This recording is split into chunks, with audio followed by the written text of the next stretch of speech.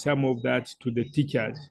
But what parents end up doing is to think that it is the teachers who are supposed to do the teaching. And so today that is, what many of them like to understand, that the responsibility really belongs to parents. So basically, that's what we've been doing. We are now traveling back to Kampala, and I requested Fiona. Fiona is a finance person. She's been involved in finance. I've forgotten the number of years, but she'll tell us. Last year, she was the finance CFO of the year. She got on the continent of Africa, and she got that award in South Africa, in Johannesburg. And from that time, God has really opened her many doors to work in different nations. She has been to about 30 nations where she's invited. Now it was, since last year, I think it went on another level. After that award-winning event in Johannesburg. So now she travels a lot in that area. And she's also very resourceful in areas.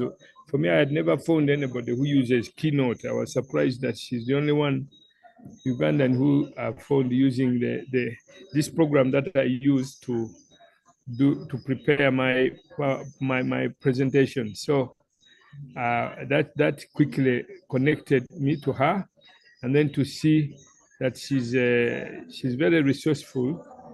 And these are areas that she can help us in. She's like Lawrence. Lawrence is a person in accounting and audit, and so is Fiona. That is her area.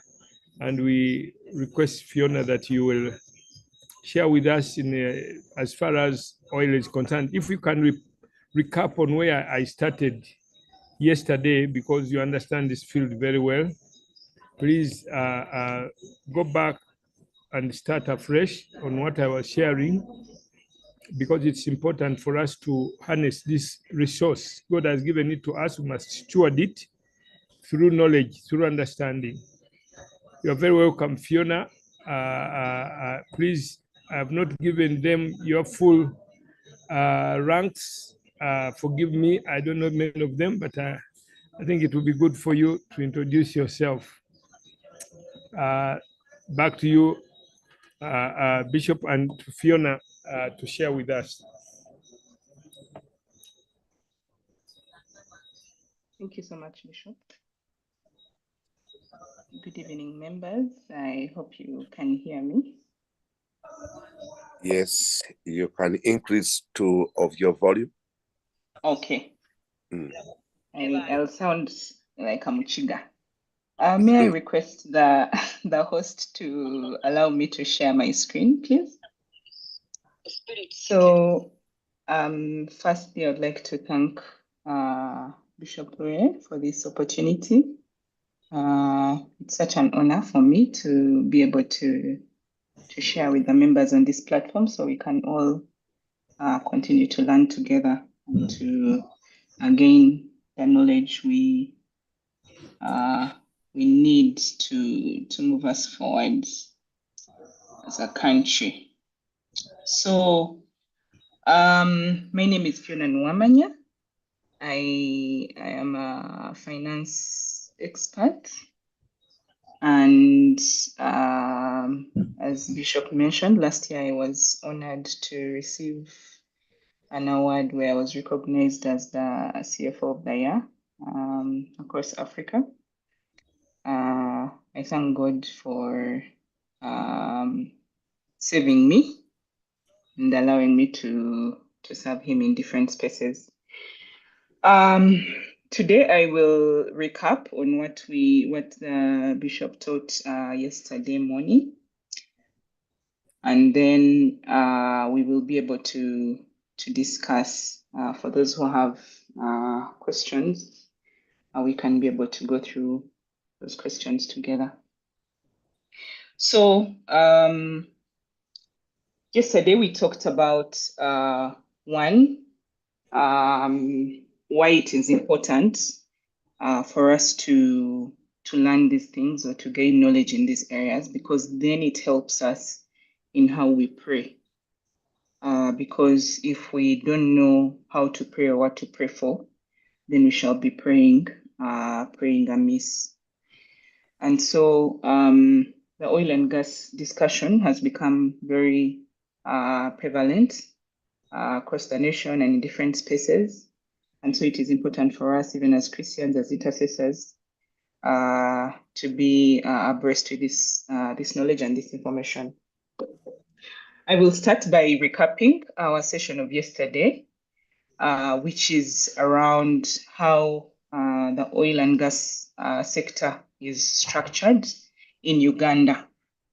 So currently, we have the sector is structured across 4 different governance mechanisms and other sub-mechanisms, but these are the major ones. The first being the Ministry of Finance, which is really in charge of policy and defining the regime or how resources can be put together to do the exploration for the oil, the discovery, financing of the different activities, and then eventually how the resources that will be got out of this sector, how they are to be allocated and spent. The second one is the Petroleum Authority of Uganda. The Petroleum Authority of Uganda was formed by an act of parliament of 2013. So this is an organization that is in charge of licensing and regulation, supervising of exploration activities, refining activities, marketing of the products, and then other activities along that line. So of course, exploration and the oil mining, and then eventually the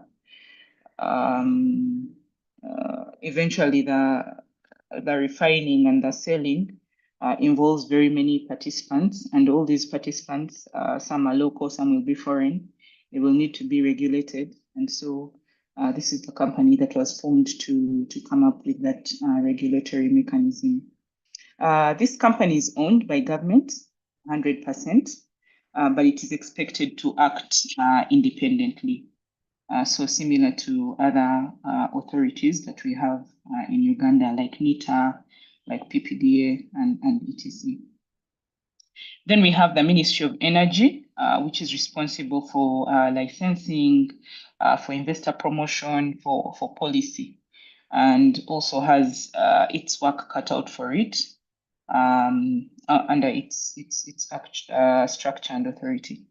Then we have the UNOC, which is the Uganda National Oil Company.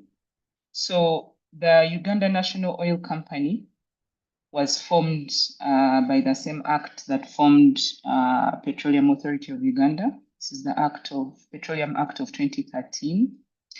And its role really is to ensure that there is reliable and affordable supply of quality products in the country. So it is the commercial arm.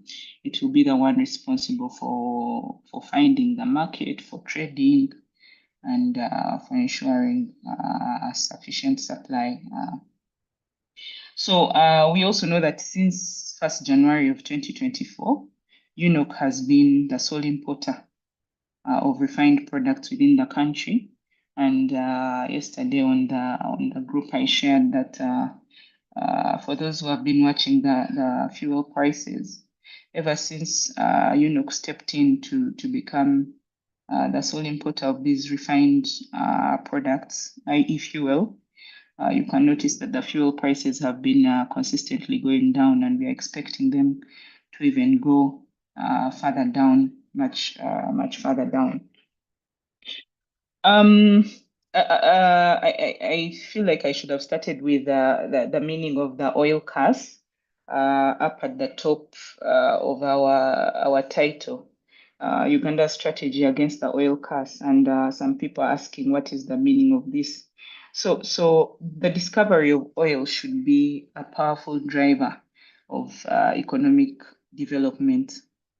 However, experience has shown that in most developing countries, when they discover oil and they begin to exploit those resources, they've been prone to corruption, to bad governance. If they've not gone through maybe a detailed planning like Uganda has gone through, and they're prone to civil strife, cross-border conflicts. Look at our neighbors like DR Congo. I mean, for me, since I was a child, the country has been, infighting. So if you look at Nigeria, for example, Nigeria is referred to as the textbook example of the oil curse. So oil has been more of a curse in this country than a blessing because it has generated weak institutions, poor governance. Just for reference, Nigeria has about 37 billion barrels of proven resources, oil reserves, sorry, as of 2011. Compare that to 37 billion barrels compared to Uganda, which has discovered 6.5 billion barrels. But now I understand they are coming to Uganda to benchmark on our sector governance structures and the policies that we have put in place to manage our oil. So what are we as Uganda or as government, what is going to be our takeaway? What are we going to benefit if we follow the policies and guidelines we have put in place and we are able to navigate this oil resource very well? So first and foremost, in the agreement, there is what is referred to as royalty. So royalties, these are fees that are paid by every investor in extracting our natural resources received in barrels. Maybe for those who have heard this word can refer to a payment or fees that are paid for use of intellectual property or certain resources that you have either as an individual or in this case as a country. So for land, for use of assets, copyrighted works. So some people who write books, for example, can have royalties. So their work is copyrighted, and for you to use it or to extract a benefit from it, you must pay them a certain royalty fee. So this applies for intellectual property, for land, for use of assets, for franchises, and for natural resources. So if I'm going to give an example, if Uganda, for example, starts to extract 100 barrels of oil a day, and assuming that each barrel is worth $75, so that would be 100 barrels times 75. I'm just using a rough example and a very simple example so we can all keep together. The going rate currently for a barrel of oil on the global market is $75. So if you produce 100 barrels times 75, that gives you $7,500.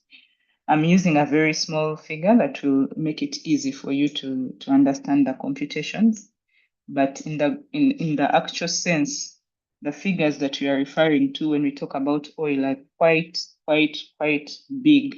They are in millions of dollars and billions actually. So here, our 100 barrels times 75 gives us $7,500.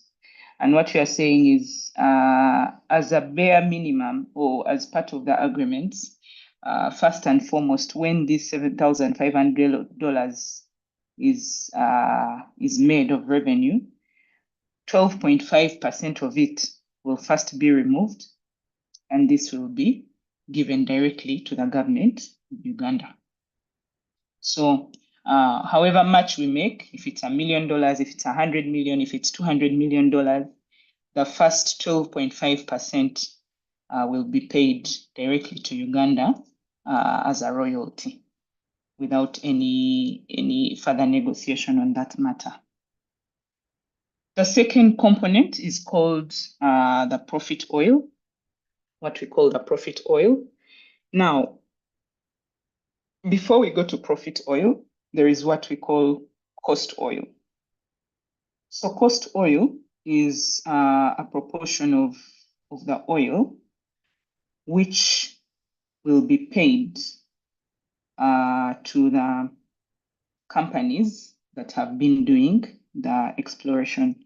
So during the exploration or the discovery of oil, Uganda contracted Total and Tullow, and at the time when they're doing the exploration, these companies invest their own money to do those explorations. The government of Uganda doesn't participate.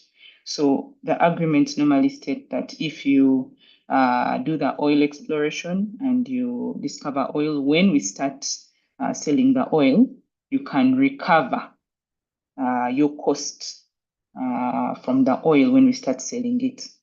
So the first, after the royalties paid to the government of Uganda, we have what we call the cost oil, which is a proportion that is given to these different companies to recover their costs.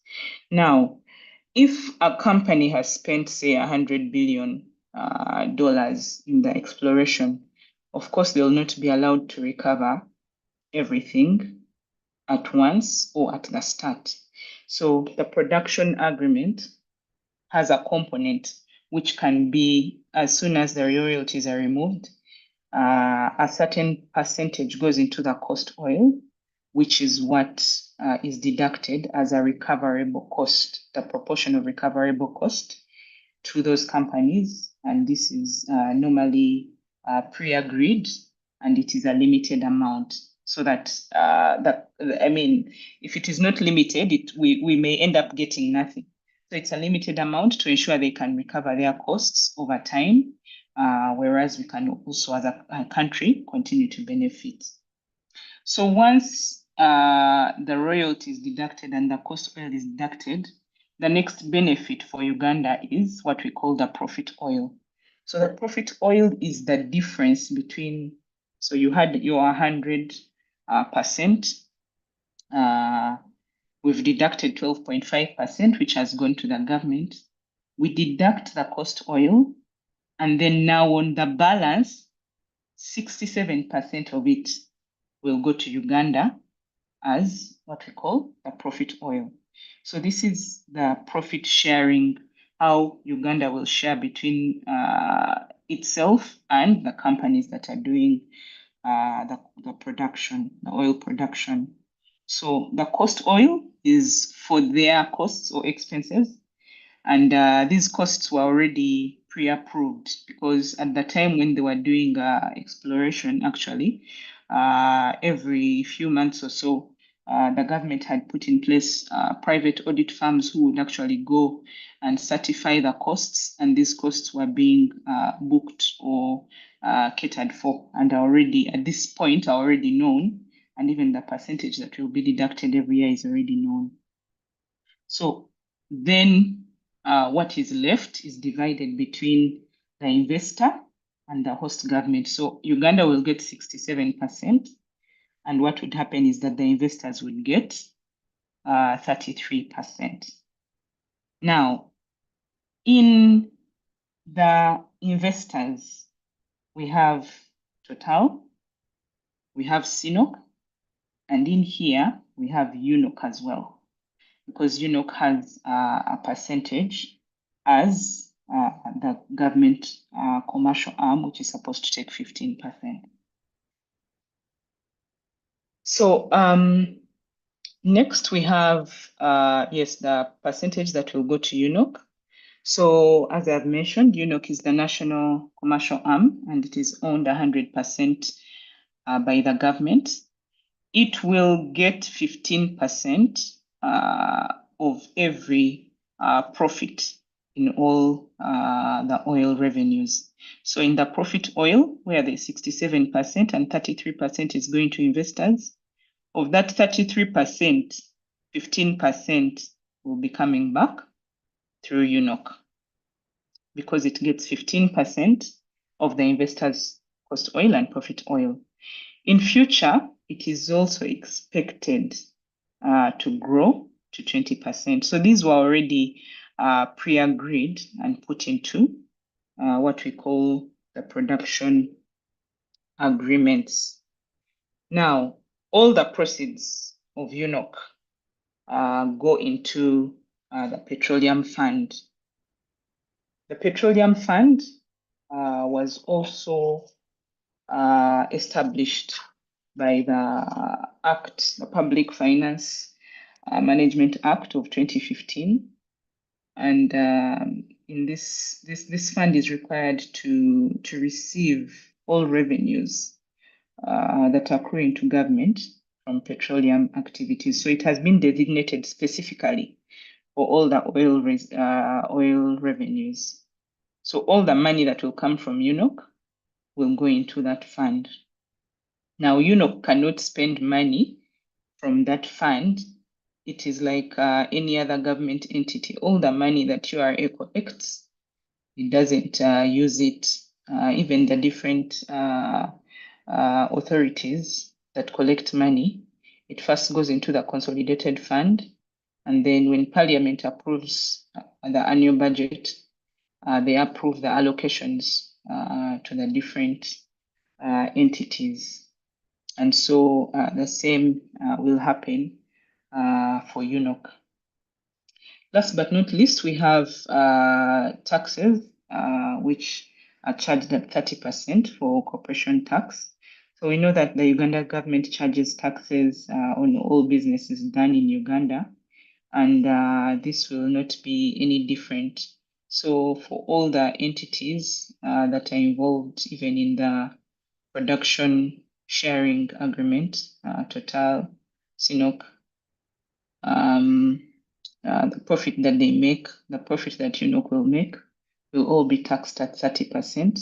And this goes into, now this 30%, unlike the 15% of, unlike the profit of UNOC, which goes into the petroleum fund, the 30% will go into the consolidated fund, where all the other tax revenues across the country go into. So, sorry, I missed something. Once all these, when you do the computation and you follow through what the take would be for Uganda in total, once you put together the royalty, and then on the 100% minus 12.5% of the royalty, you remain with 87.5%. Of that 87.5%, we remove what we call the cost oil, and then on the difference, 67% also comes to Uganda. And then of that the 33%, 15% of it will go to UNOC, which is also a Ugandan company. So once you go through the computations, 1, 2, 3, and 4, you find that Uganda is going to benefit by having 71% of all the total revenues of oil remaining with us here in the country. So what we are saying is that if a barrel is sold at $75, as is the going rate, Uganda is going to be getting about 53.25 per barrel, which is extremely good. But of course, this is dependent on if we manage all the different aspects very well. I want us to look at quickly. I'll just take us through. Okay, I had talked about the Petroleum Fund. This was established by the Public Management Act, and once money goes into the Petroleum Fund, it cannot be removed unless Parliament has expropriated or has allowed or allocated funds within the national budget, and the funds will come from that fund.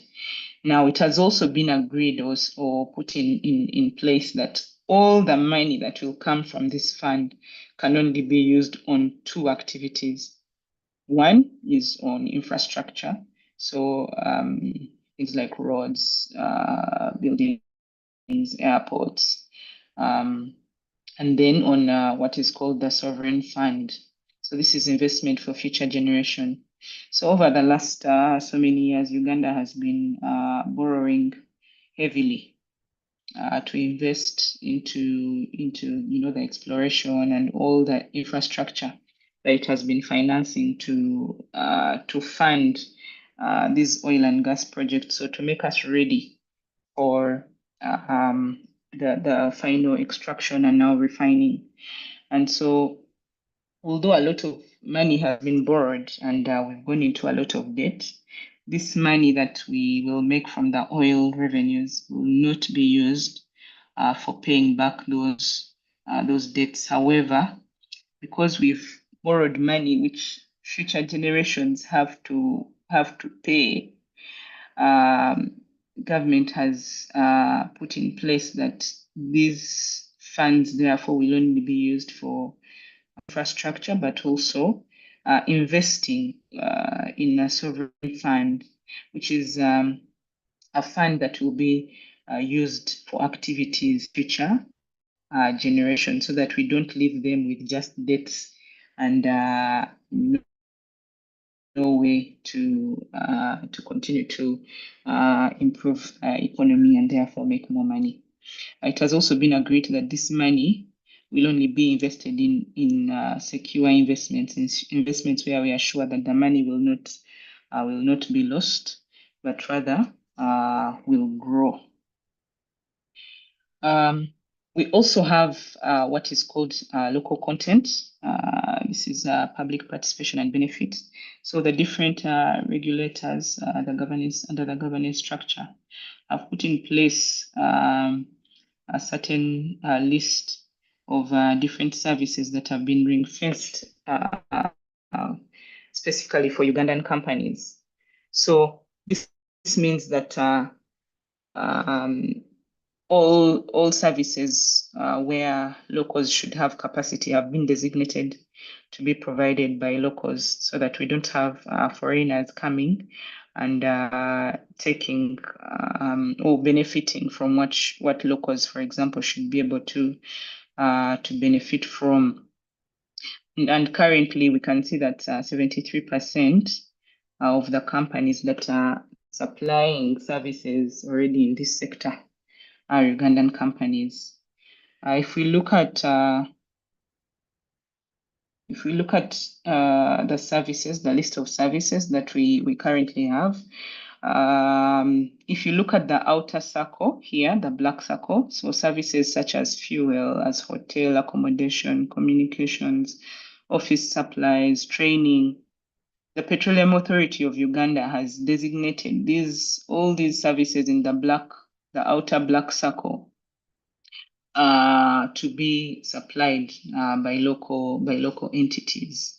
And so it has even put up what we call a national supplier database, and all entities that are able to supply these different areas are being requested to go onto that website and be able to complete their details and therefore become a registered pre-qualified supplier. And at any time, if there is need, they would reach out to you to be the preferred supplier of those services. Now, in the second circle, which is in blue, we have certain services that we may not, as Ugandans, have sufficient maybe capacity to handle. Maybe we have some of the services like tank cleaning services, but maybe the capital you require to expand your business to make it as large as it is needed to be, to supply the oil and gas sector, maybe you don't have it. So in this case, you're allowed to have your company, and then it must be mutually owned between you and a foreigner, but it cannot be owned fully by a foreigner. So services such as environmental services, field construction, also if there's a foreigner who supplies these services and they want to come and participate, they are encouraged to first get a local who can have joint ownership of that company, and then that is when they would be eligible to supply those kind of services. Lastly, in the middle, we have the heavyweight services that we may not, as Ugandans, have expertise in. So this is like building the oil rigs, excuse me, or hiring the rigs, production operations, and then of course refinery. So these are the only services that are limited or acceptable for the foreigners to be able to participate in. This is because we don't have the expertise internally as a country. Neither do we have the kind of capital it would require to be able to provide these services as a private entity. So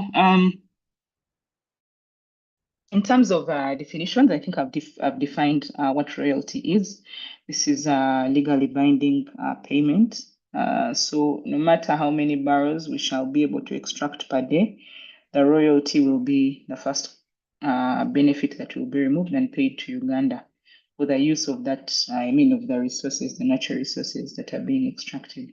The next proportion, which applies on an annual basis, is what we call the cost oil, which I have defined. If you have 100 barrels of $75 each, that's 7,500. When you remove 12.5% of the 7,500, on what remains, you remove the component that has been designated as the cost oil. So assuming if the cost oil is for example 10% of what is left. So this is defined in each of the production sharing agreements. So if it happens to be about 10%, that would be on your $7,500 minus 12.5%, and then that balance you apply the 10%. Now what remains is what we call the profit oil, which you divide 67% to Uganda, 33% between the investors. But of that 33%, because UNOC owns 15, UNOC will get 15% as well as part of the investors. So that money is also remaining in Uganda. Other facts in this oil and gas topic. Uganda has what has so far been discovered in the country is estimated at 6.5 billion barrels, of which 2.5 barrels are recoverable. So going back just in comparison to the figure I mentioned with Nigeria, Nigeria has proven reserves of what has been discovered at 37 billion barrels. So you see, ours is just a fraction, but if we manage it well, we should be able to get a better outcome. And so 1 barrel. Sometimes people may not understand some of these terminologies. 1 barrel is equal to 159 liters. So if you equate this to, say, this 20-liter jerry can, 1 barrel is equivalent to about eight jerry cans of 20 liters. Now, our current consumption as a country is about 32,000 barrels a day. This means that the country has 214 times its annual consumption So without exporting, at the current, what they've discovered currently, we will have 214 years of oil if we're not exporting to other regions. But also that is if we do not explore other regions, because right now the oil that has been discovered is in the Albertine region. But there are other areas which have been determined. There are other three main areas within the country that have been determined to also have oil reserves, but where exploration has not been done. A production sharing agreement is what the country shares, what the country signs with the companies that do the exploration and then the production activities. So the oil company, which bears the mineral and financial risks of the initiative. So what happens is Uganda signed production sharing agreements with Tullow Oil, which is from the United Kingdom, with Total Energies, which is from France, and then CNOOC, which is the Chinese National Offshore Oil Corporation. And so these companies use their own resources to be able to do the exploration and the production, because Uganda will not give them any money even when we start producing. However, on every barrel that is extracted and then sold is where we are able to split the cost oil for what they've invested in terms of expenditures, so the cost to recover their costs, and then the profit oil, which we share in terms of the profit for government and then for the profit for the investors.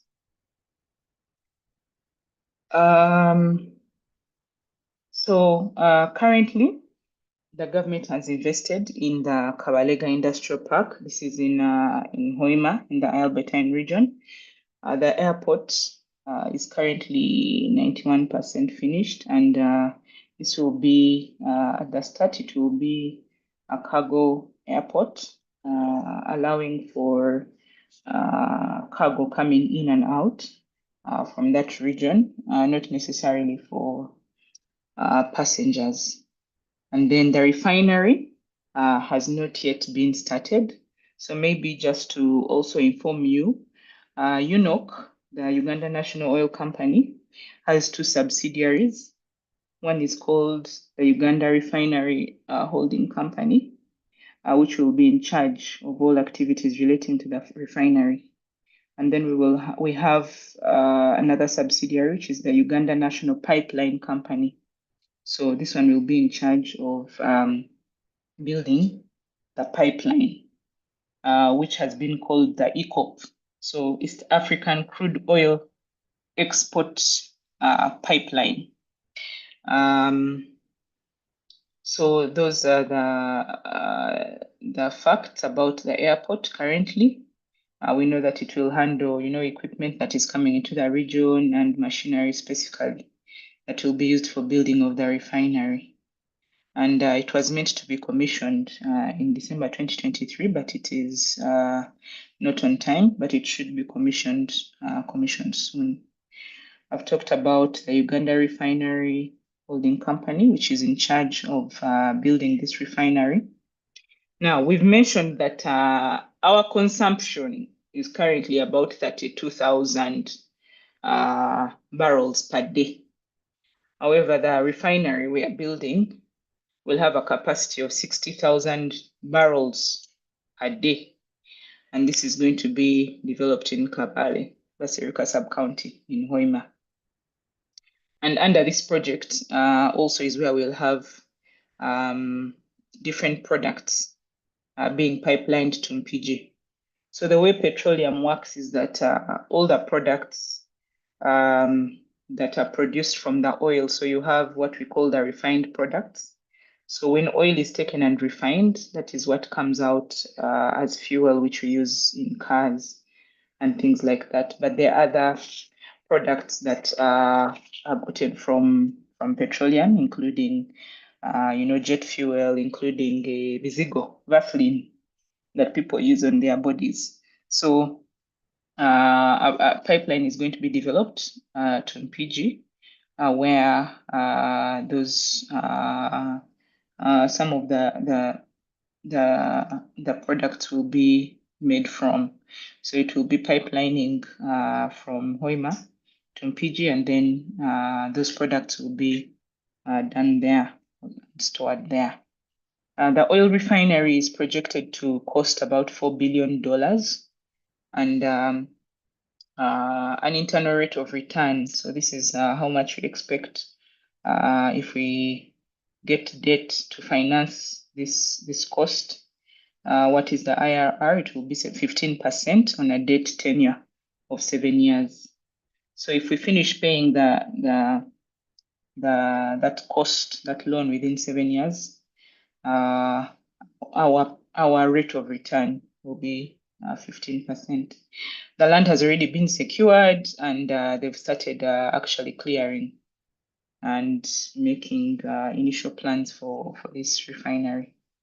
What is the expected benefit of this refinery? It should have an impact on what we call the gross domestic product of about $3.4 billion. It's expected to boost employment by about 32,000 people, which is quite it's going to be quite a big industry.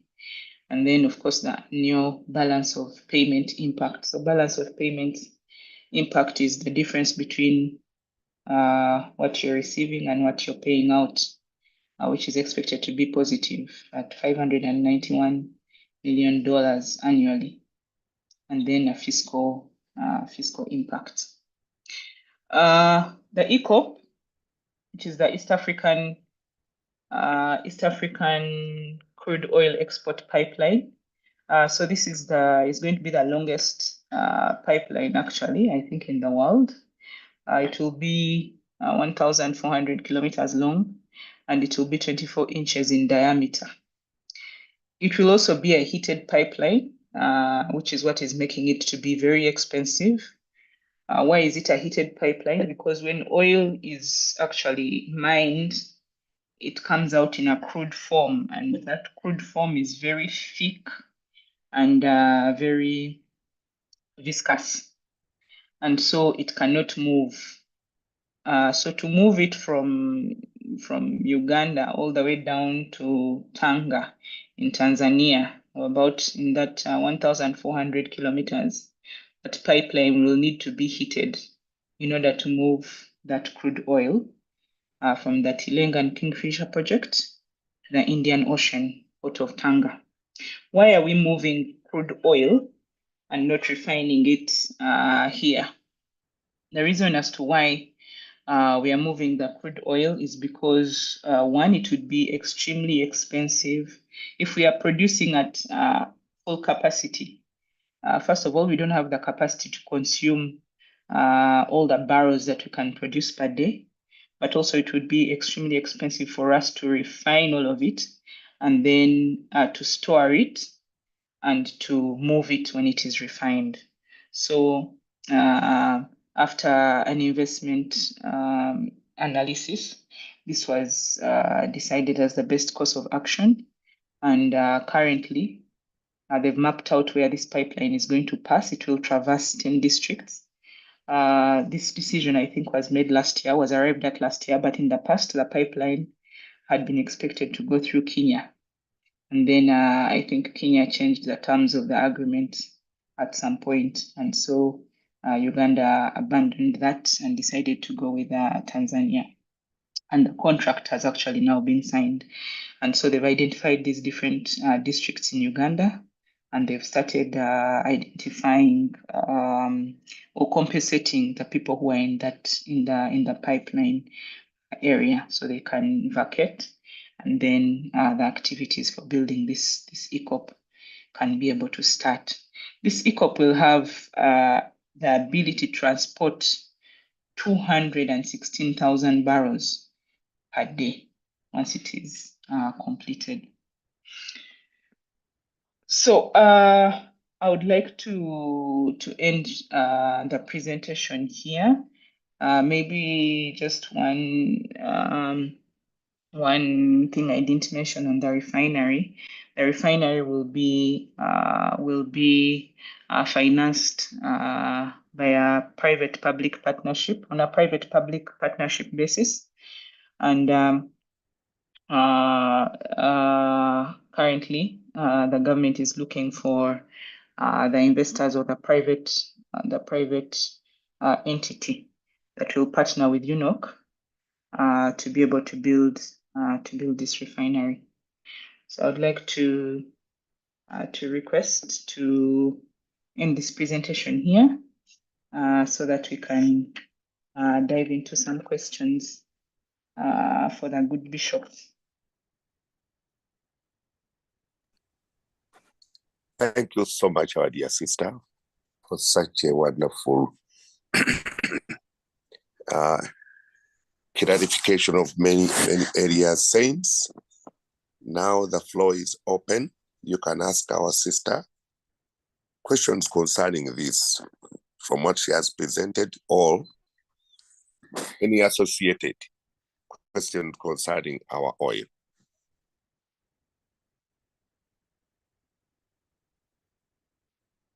You can chat, you can unmute your microphone. We use this opportunity.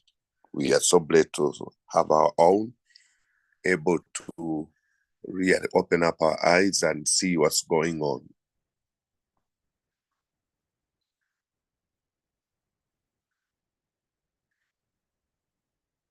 Yes, we still have time here. Yes, I see Lawrence. Welcome.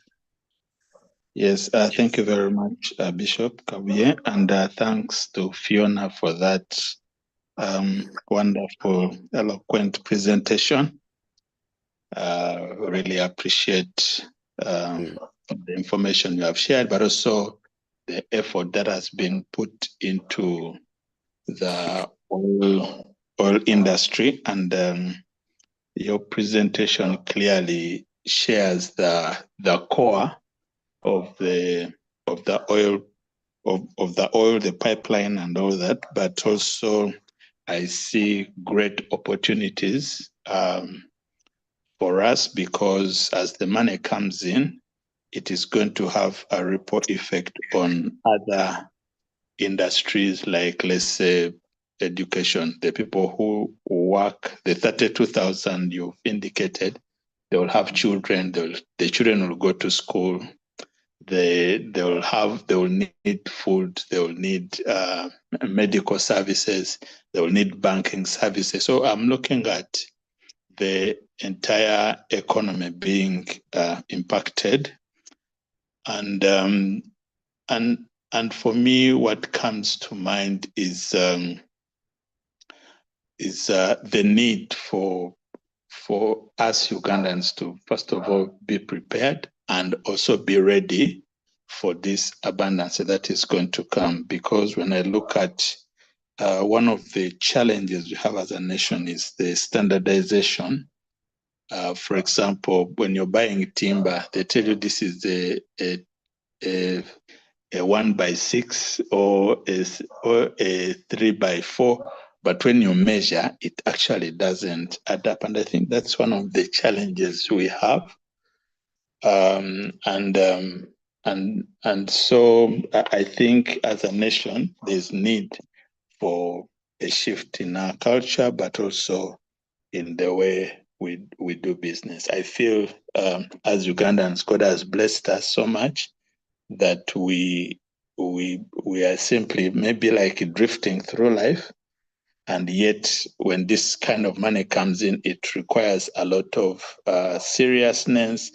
For example, even just the safety, if people are not serious and they are sloppy, it can cause a fire. So I think there's a need for us as a nation to wake up in all sectors and be serious. One of my questions to you, Sister Fiona, is to do with the impact of this oil boom on other sectors, for example, like now agriculture, the risk I see is everyone leaving the other industries and going into oil, and yet those should be maybe also supported. When I look at the petroleum fund, it is focusing on infrastructure, and yet other industries might need to be supported, maybe also to grow. I don't know if there's anyone looking into that. Then the other one is the appreciation of the Uganda shilling. As the oil money comes in and the foreign exchange coming in, the Uganda shilling is likely to appreciate, which is likely to make our products expensive and therefore making us less competitive maybe in the market. I don't know whether someone has looked into that. It's actually called the Dutch disease. There's the oil curse, but then there's also the Dutch disease, where money goes into petroleum, everyone goes for petroleum, and other industries become less competitive and they are abandoned. I don't know whether someone is looking into that. Yes, those are my comments. Thank you.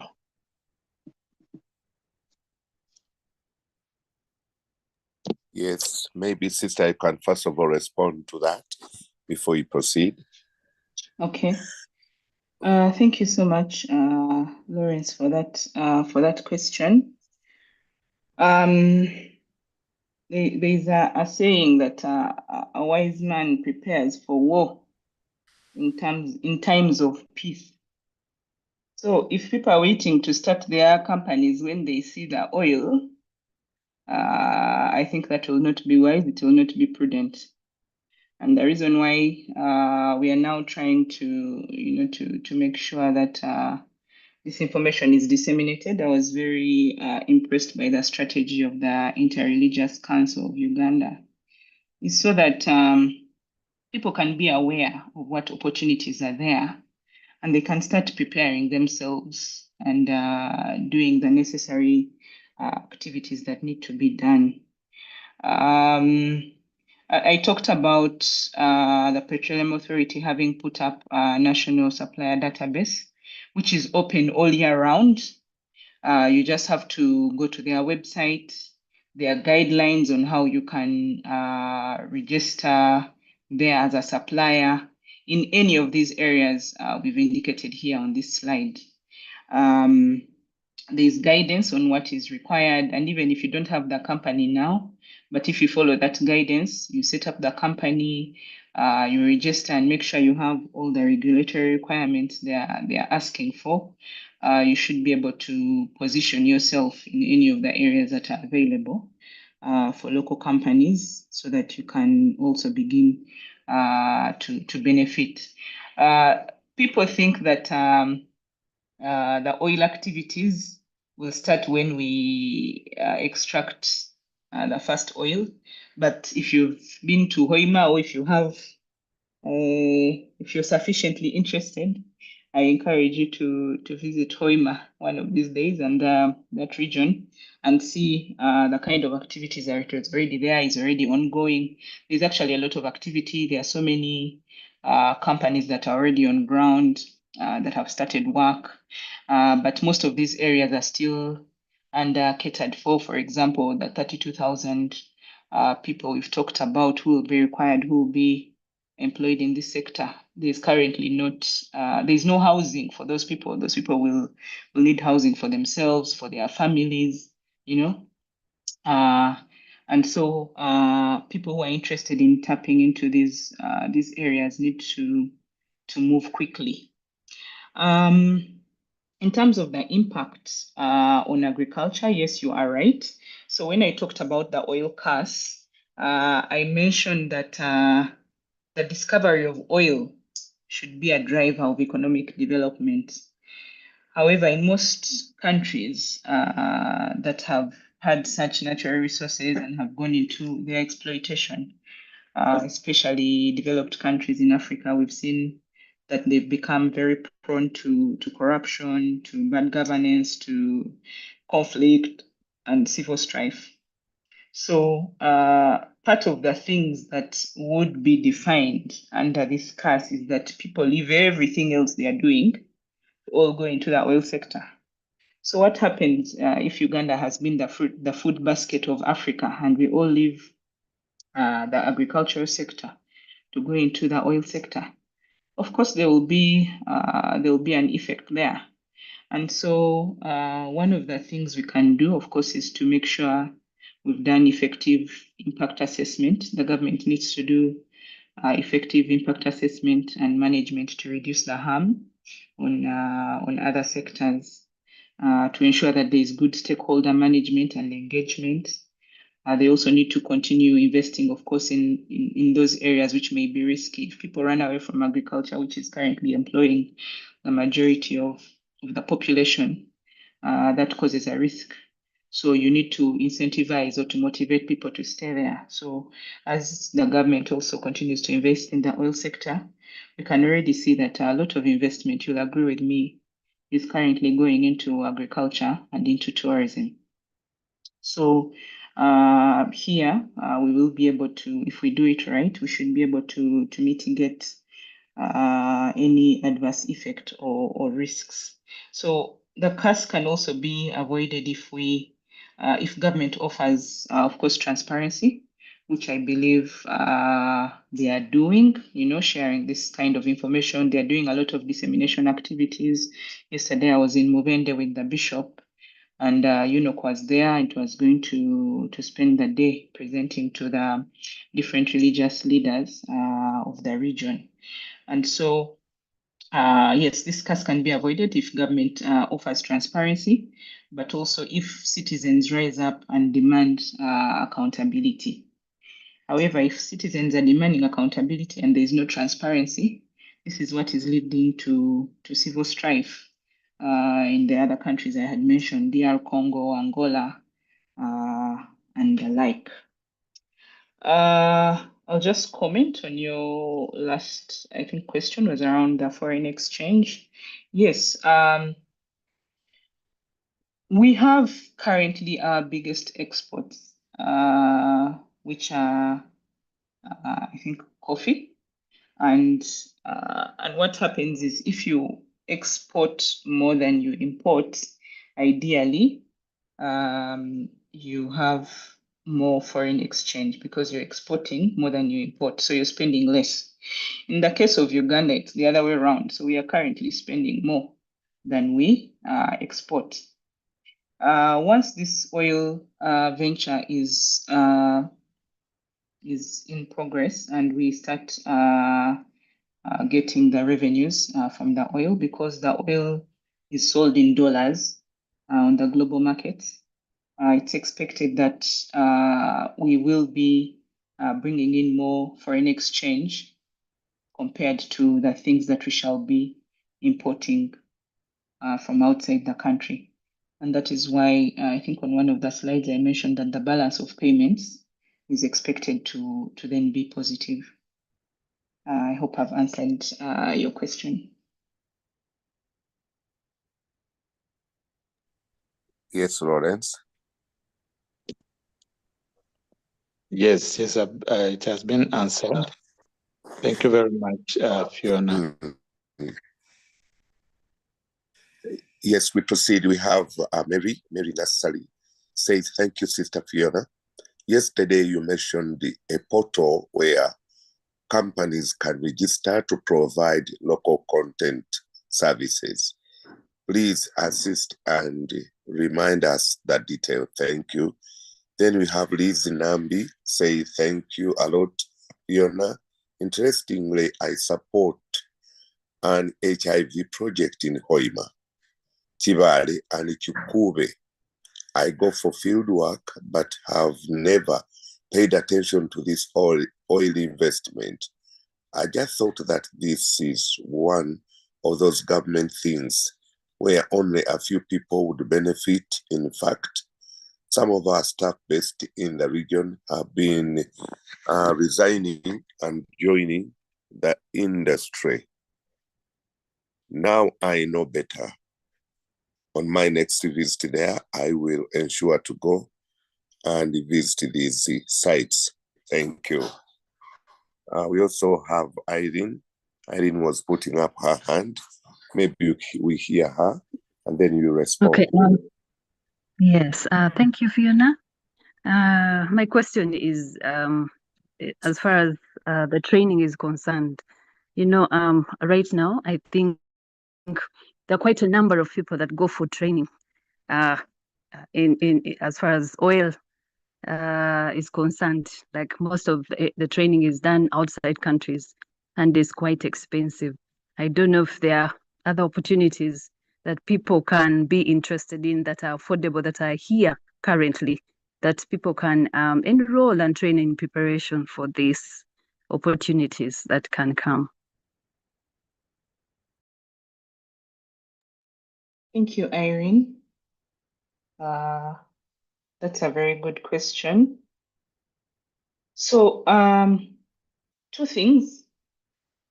Government has started a school in Chigumba. I'm trying to remember the name. It's called the Institute of Petroleum Studies. And those in Uganda who would like to go and study, you can search it online. This institute is government owned, and it is a national center for training that government has put up to be able to train, to do research and consultancy in the field of petroleum exploration and responsible utilization. So much as yes, we are doing what we can here. This Petroleum Institute is located in Chigumba. This is in western Uganda, in Chiriandongo district, just after Karuma. Yes, and it was established in 2009. It admitted its first batch of students in 2010 and has been churning out students since. But also the government, about 15 years ago, I don't remember the year exactly, decided to, as they were preparing for, this boom of the oil and gas sector, has been every year providing scholarships and specifically looking for students who are interested in learning the oil and gas sector, and has been financing them and sending them to different areas globally. Some have been going to the west, and then some have been going to the east. The east is around Russia and that area, which have been doing, these studies and these kind of activities for a very long time and have the best programs. So government has been financing that, and many people who have finished their studies actually currently have either not returned home because the main activities have not started. But I believe there is a strategy to ensure that once the sector is up and booming, these people will be mandated to come and work locally here. Thank you.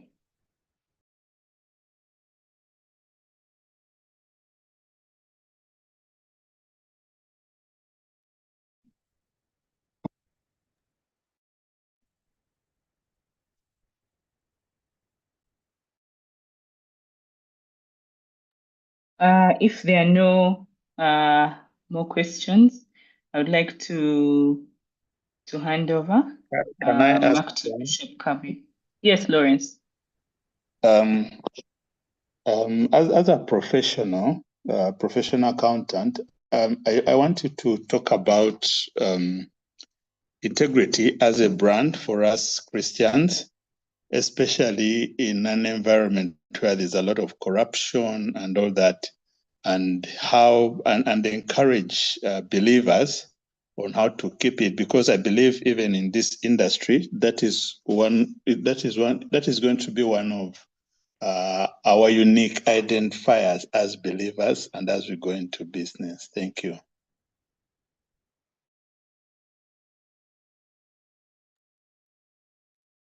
Thank you, Lawrence. You're asking trick questions. Uh, so,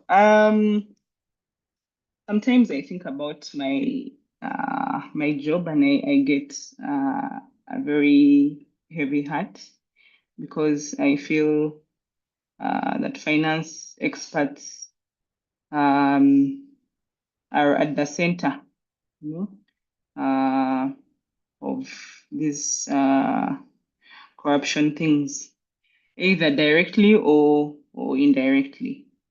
And sometimes it seems like we are like the web is so big and there is no way to get out.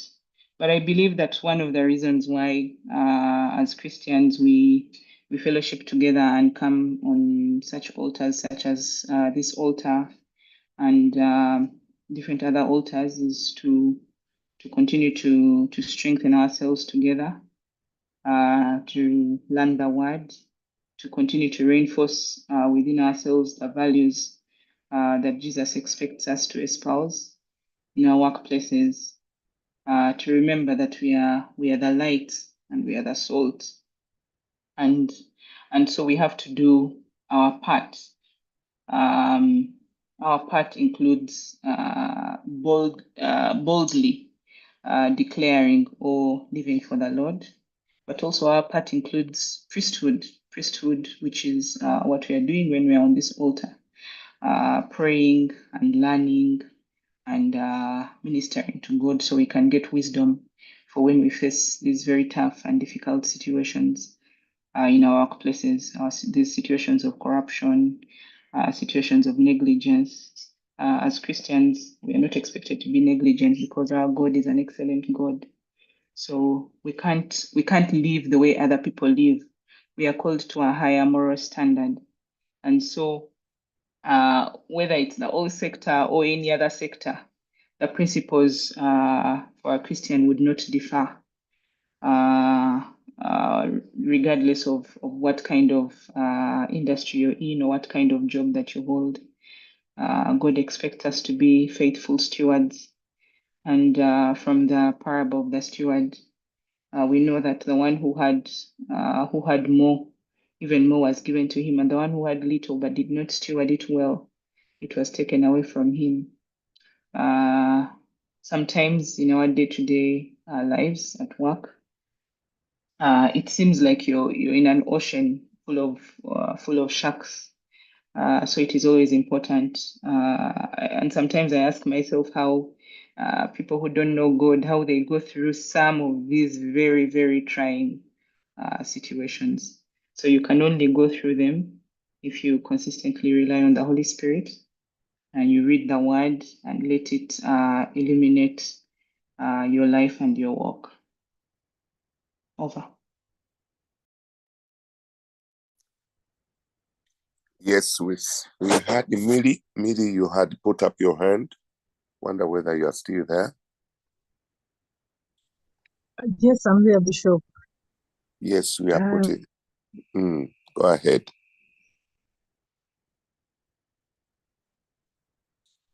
You had a question? Where do we 30, 40, 50 years down the road, considering that we are turning electrical? Many vehicles are now being manufactured as electrical. Even here in Uganda, Chiramoto is only producing electric cars. So where do we see ourselves maybe 50 years down the road? Shall our oil still be on market? I don't know. Okay. Yes, there is that question of Mary Nursery needed your response about the local content, where yesterday you mentioned the portal where companies can register to provide local content. She wanted more detail, please, if you can, Fiona. Okay. So I had answered this question. There is a national supplier database. where people can go and register. The National Supplier Database is on the website. Excuse me. It's on the website. And suppliers can go and be able to register on the website of the Petroleum Authority of Uganda. So all the requirements are listed there. The registration is open all year round.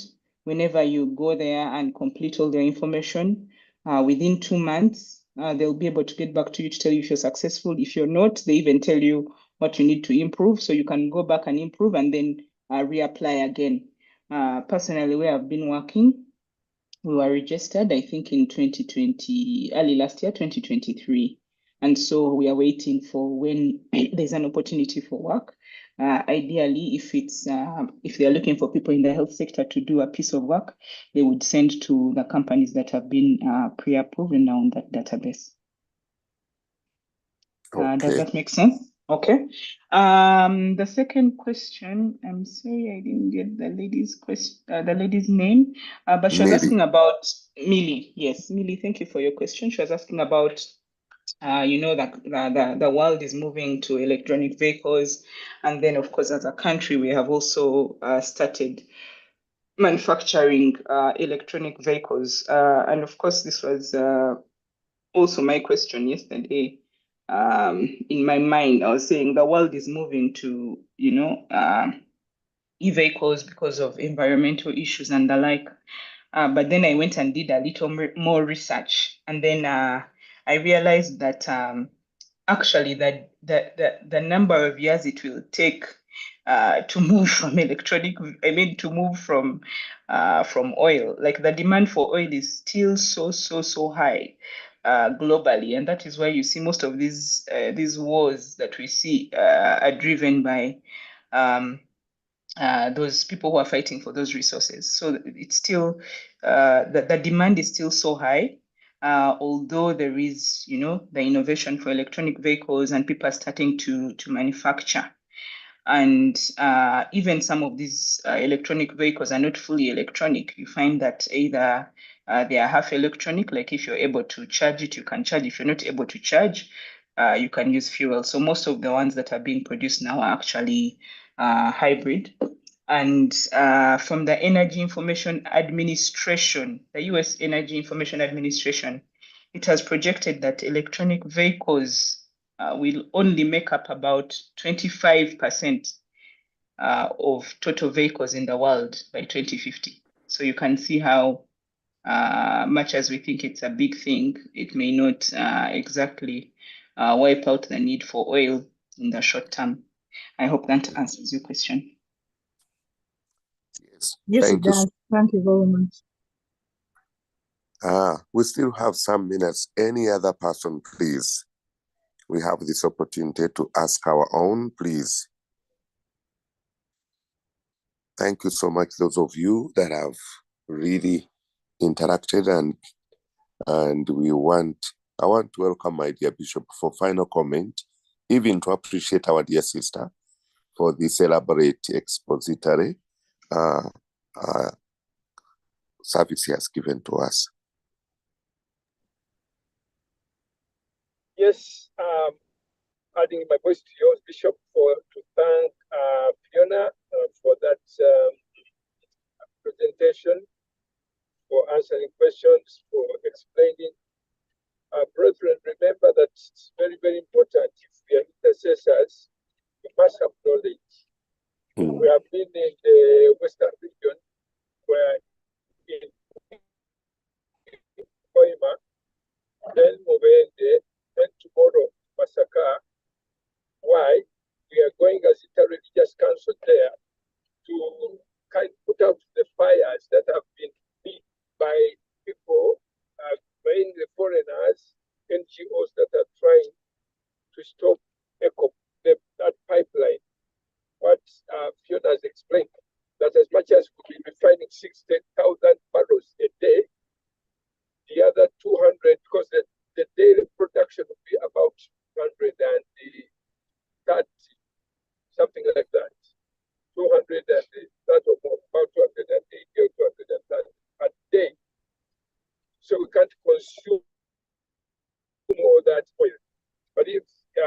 it can consume it, that means you have to sell the rest. And remember, it's coming every day, every day, every day. Refining only 60,000. So we must agree that it's important to sell the rest. But if we decide that we are going to refine all of it, we cannot. Because once you try to refine it here, the cost of moving finished products like petrol, diesel, and other like aeroplane, fuel, or aviation, it will be too expensive. It will not even be profitable. That's the reason why it was agreed that we only refine what we can use here in Uganda and in the region, which is a total of 99.5 million liters, equivalent to 60,000 barrels that can be refined and used. Within Uganda, 6 million, then 6 million liters, and then the 3.5 sold our neighbors here around. The quantity will continue as more the refinery is expanded, but at the beginning, you only need to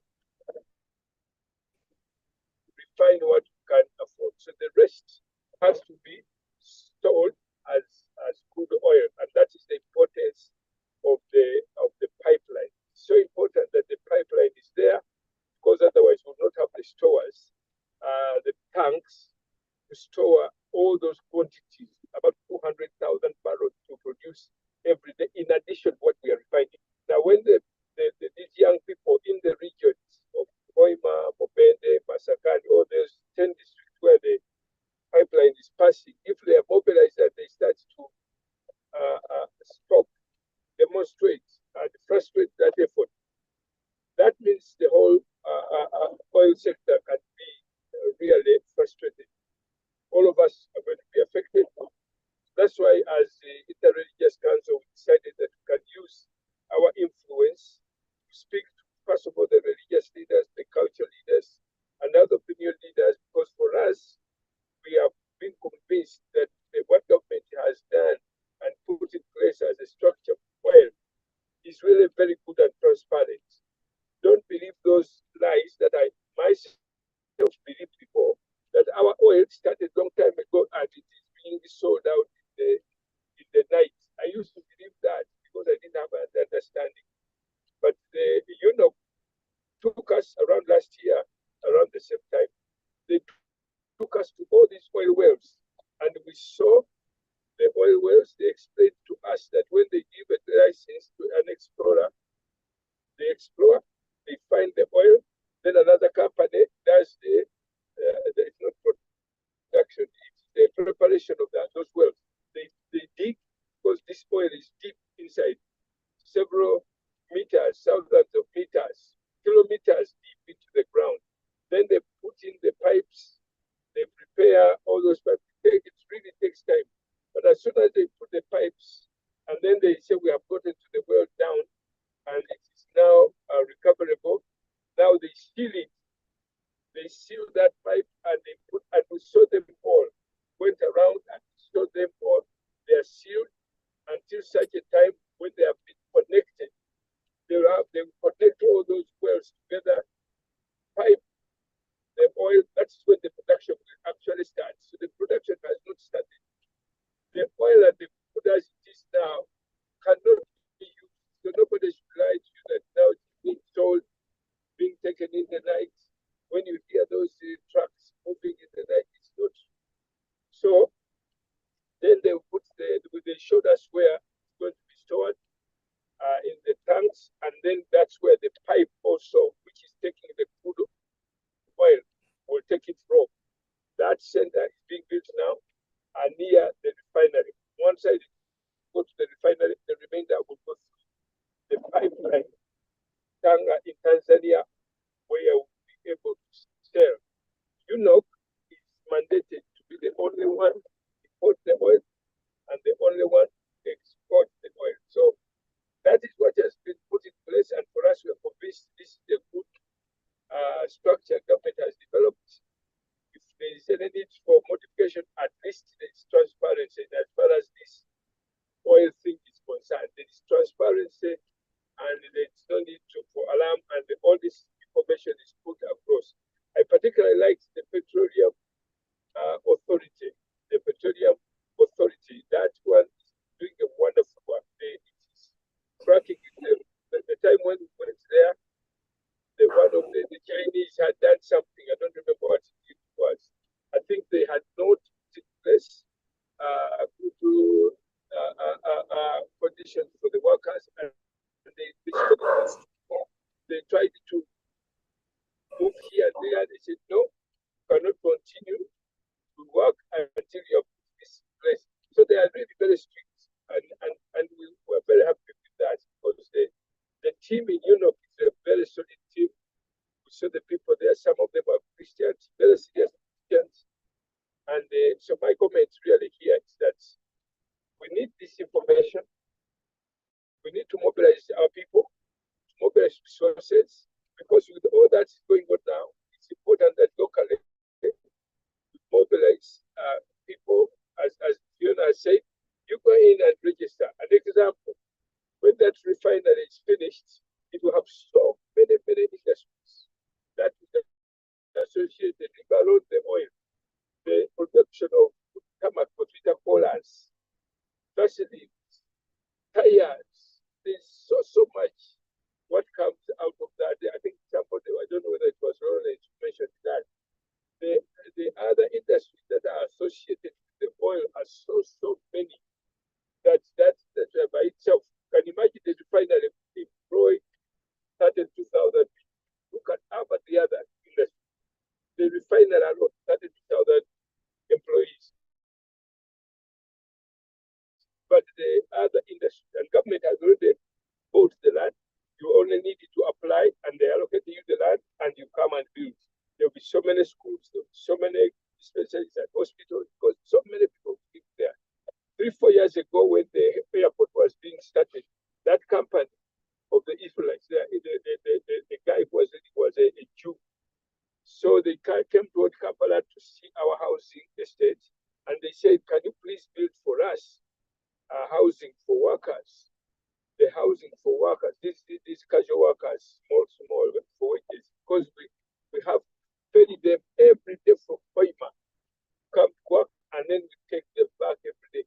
And you come and build a housing for at least about 2,000 workers, because we have about 3,000. Now, I could not get land that time because people had already bought that land, and government had not started to allocate its own land to set aside, which is set aside for the housing. So 3-4 years ago, I would have been, by now, myself a billionaire. They say we will be able to pay for the housing, and all the workers be staying in those houses. So you can imagine that by itself alone, how many workers there, how many warehouses will be needed, how many people selling food, selling everything you sell when you have people, about millions of people. That airport is going to be a very good airport, better than Entebbe. So you can see that we need a mobilization now and sensitization so that our people help. Because some of them are indifferent. None of us. So you see, some of them are just ignorant. They're saying all that. And then by the time they wake up, you'll be Kenyans and others who have come and benefited. So I want to encourage all of you. You may start small. I saw a Ugandan the day before yesterday when I was in Bulisa. And he said, for me, I started here as a small businessman. I have a company. I'm a mechanic engineer. I started small. Now I'm growing every day. My only limitation now is capital. I asked him, are you sure Petroleum Authority is doing a good job? They said, yes. They have stopped all these foreigners. By the time these oil companies started here, they were buying everything from South Africa, including eggs. Eggs were coming from South Africa because these people have money. They want to eat well. They want to stay in good places. Now, when you go to Budisa, they are very good hotels. They are good clinics. They have every service. They make sure it's standard, because most of these oil people are international, and they spend in dollars, and for them, money is not the problem. The problem will be our people failing to meet the standards. Whether you build a bar or a restaurant or whatever you do, you sell. Whatever you the business you start, able to work, because there will be so much money that we have nothing to use it for. So that is my appeal to us. That is the purpose of inviting people like Fiona and others that we invite online here to sensitize you and your colleagues and your friends and other Ugandans to ensure that we have information so that we don't live on propaganda, that we diffuse those propagandas and lies and make use of the resources that God is opening up for all of us. And also, finally, that when we are praying, we pray with knowledge so that we make use of what God has done for us. Thank you very much. Back to you, Bishop. Thank you so much. Fiona. Thank you so much. Yes. Thank you so much, dear Bishop. And we really commit you to God. That campaign you have to remove those lies. The enemy uses lies to frustrate us, but we are praying for you that the Lord will use you. And thank you for lobbying and bringing our sister here. I trust we will need more and more of this information, because today we have got fewer people than usually we have in the morning. It won't be a problem if maybe Saturday or another day, our dear sister Fiona will come back. We need to hear this because there has been a lot of lies, as Bishop has said. Many were saying already oil has been sold, it has been, as Bishop has said. But when we hear this, hope comes back to the people. And to us as intercessors, you know what we need to do, to continue to pray. Every now and again, every morning, we've been praying against that spirit of corruption. We trust it can go out. We have examples like our brothers from Ghana. One of our brothers of intercessors was from Ghana, was telling us they were praying that God may deal with their currency. Their currency was so weak. But as time went on, Ghana now, many of you are aware, great things are happening. So God answers prayer. But as Bishop has put it, we need to be informed. We can't say thank you enough, Fiona and Bishop. May God bless you. Remember, tomorrow, again, we are here at same time, 7:30 p.m. for our Bible class. Let us close as we pray. Precious Father, you are good. That before we knew about it, you planned the oil for us. Just as you state in your word in Deuteronomy 32, verse 8, that for every people group, you always plan for them ahead, and you give them a heritage in the form of land, in the form of minerals. You are so good, Lord. We thank you so much. And Father, we continue to look to you and come back to you so that we can have wisdom, so that we can be good stewards, not only for our present, but even for the generations to come. Give us the grace to be, as children of God, to be the salt. And even my brothers put it that this is a season that we show our integrity, our saltiness, and this is going to happen because it has happened before in the history where Joseph stood and they brought hope to the empire of Egypt. Father, same thing is going to happen to our nation, Uganda. Oil will not be a curse to us. Oil is a blessing and will be. Father, we thank you. Bless each and every one of us. We pray this in Jesus' mighty name. Amen.